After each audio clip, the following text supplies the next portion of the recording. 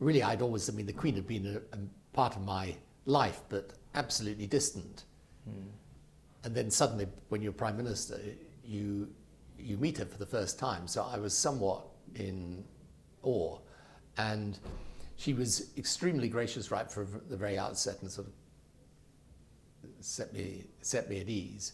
Though she did say, her first Prime Minister was Winston Churchill, and that was before I was born. So it gave me a sense of how long she'd been the monarch even at that stage. What do you think it did represent to her, particularly in regards to her relationship with the Prime Ministers? She was very sympathetic to the position of Prime Minister. Obviously it's different as the head of state, and she had lived through so many Prime Ministers, but she was sympathetic to their pressures, to the criticism that came upon them, to the decisions they had to take. She was very supportive in knowing that the job was a hard job.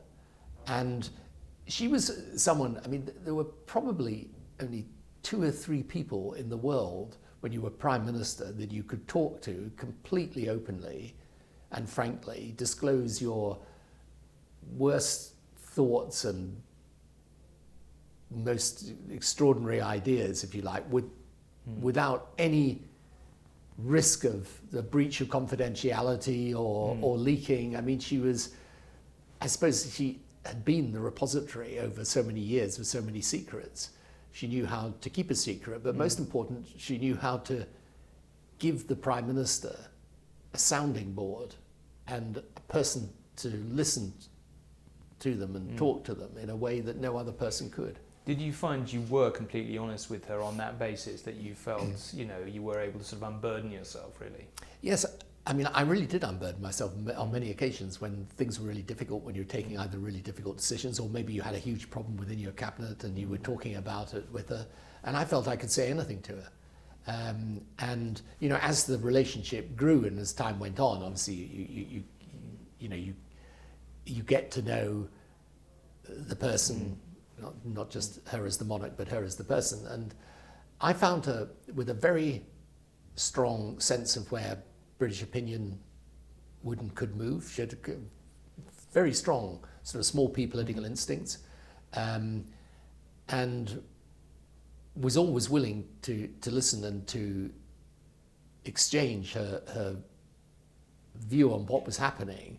And giving that advice, where did that come from, if you see what I mean? Was it, well, listen, this Prime Minister had this problem and it turned out this way, or was it just her own personal instincts? Was it a sort of historical instinct?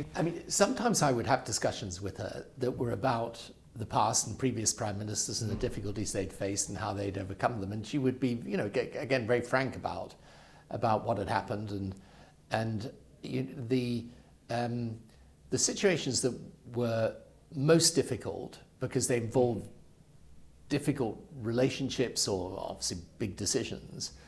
She would listen and absorb, but she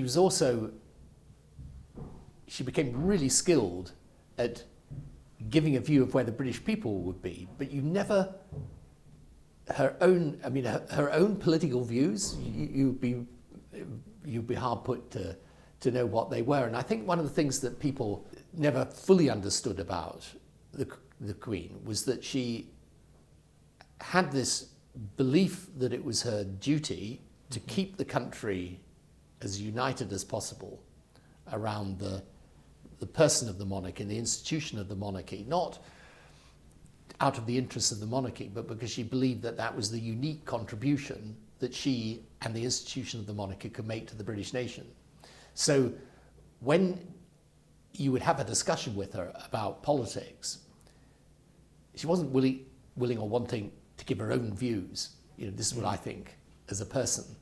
But what I found her immensely useful was when you asked her where you thought people really stood on this. And there she had a very, very good sense of where they stood. Now, whether that represented in part her view or not, you never knew. Of course, one occasion when you would perhaps say famously she wasn't quite in tune with public opinion was after Princess Diana's death. What would be your reflections on that era now? I think for the Queen, I mean, she was torn between her grief at Diana's death, her very strong desire as a grandmother to protect the children, and her sense that in some way it looked like the monarchy was out of step with the British people. And in the days following Diana's death, she made sure that she got back in step. But she did it in a way that preserved the dignity and the authority of the monarchy. Now that's incredibly difficult. In those circumstances, that was a difficult line to tread. And she trod it with great skill. And that's what I think is interesting about her. She was very, very skillful. I think most people would, you've always said you're a man of faith. One of the things that I think a lot of people have been struck by over the years with the Queen was her very, very strong faith. From the outside, it would be very easy to underestimate the Queen's personal religious faith. She was somebody who obviously was the head of the Church of England for constitutional reasons, and therefore people, I think, often thought that she would talk about faith because that was part of her job, as it were. But no, she was someone of deep personal religious conviction, and that it was a very strong motivating factor, possibly the strong motivating factor in the way she performed her duties as monarch.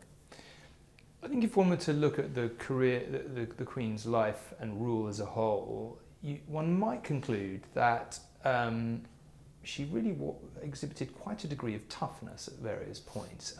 She certainly wasn't afraid to take, or at least my impression would be, she wasn't afraid to take quite tough decisions. I mean, what would you say to that? Sometimes when you would watch the Queen and she would be doing ceremonial duties, she's greeting people, she could be quite shy actually when out in public. It would be easy to miss the real toughness of character that she had. She was a very tough person, tough in the best sense. I mean, resolute, strong, and that's what enabled her to modernize the monarchy in a time of immense change, when all the social norms and way that people look at the world and, you know, in an era of social media, all of that was revolutionizing the world around the monarchy.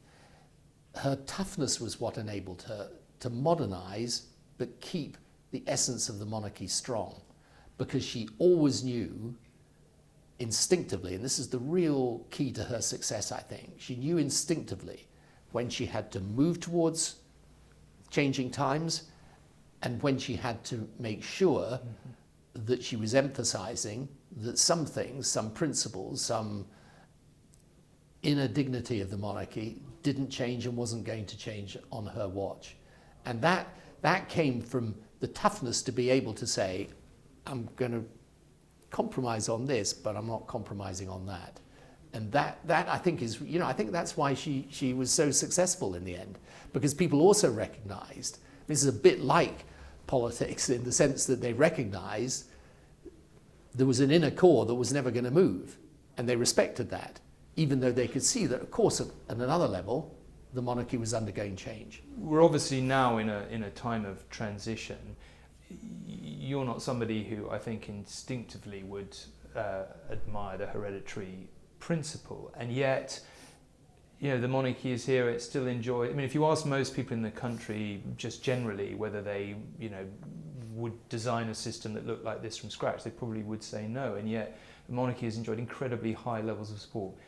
Is that just down to the Queen? What do you think that's about? Well, the genius of the Queen was her ability in an age in which deference was pretty much thrown out of the window to keep people supportive of the monarchy, and a new generation of people supportive of the monarchy. And, you know, she did that by attaching such importance to the concept of duty. I mean, one thing, whether you're pro-monarch or monarchy or anti-monarchy, the one thing you'd have to say is this is a person who genuinely does her duty by the people. So what she's done is set a tone and a mark for the future, where the new king is going to have to keep that in mind and follow it, which I'm sure will happen. But that's her achievement. Her achievement is, as the world has become much less inclined to support anything that's hereditary, much less deferential towards those in grand positions, she has kept the British people with her and with the institution of the monarchy. That's an enormous achievement.